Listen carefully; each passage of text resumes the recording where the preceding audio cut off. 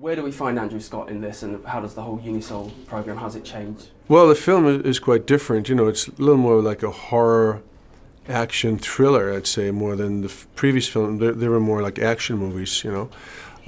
And Scott, my character, he's now kind of like a spiritual leader of these group of Unisols.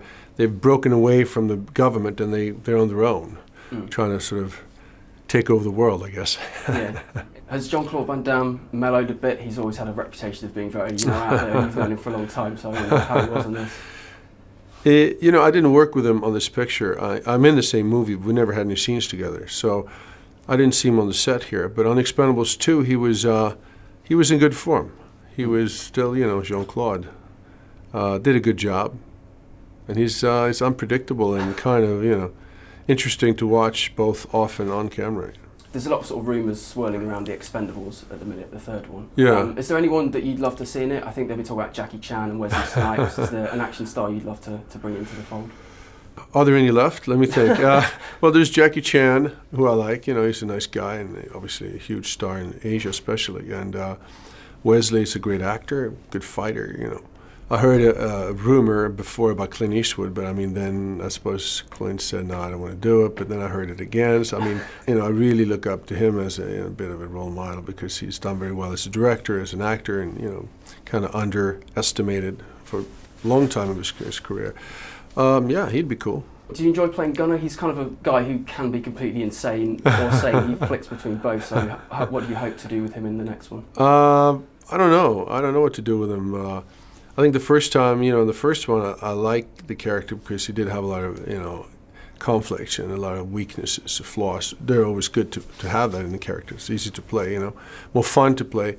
The second one, he kind of he was part of the team a little more. He went off the handle a couple of times. Yeah, it would be nice if he had more of a crisis maybe and something happened to him and, he kind of went off a little more and so you're not sure what he's going to do.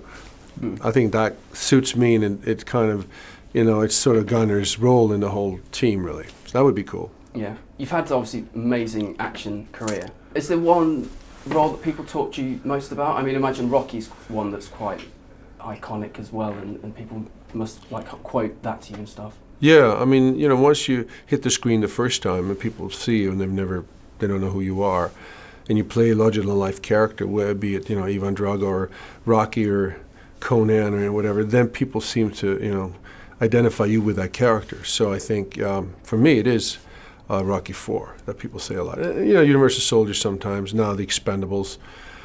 A lot of the young kids, they know the Expendables more than Rocky IV, which is kind of cool in one way because it means maybe I can get a job in the next 5 years. I saw your, it was a YouTube video where you were presenting the Danish Eurovision. Swedish, yeah. Swedish thing, sorry. Yeah. And you're doing a massive dance number and singing. Are you like a secret musical fan? Have you been to see Les Miserables and things like that? I am a little bit of a musical fan, yeah. I used to play drums, when I was a kid and play in bands. I used to play the trombone and things, so a little bit, but like engineering, it's hard to work into action movies, so I haven't done it much in front of an audience, but yeah, why not? We could do some of that too, yeah.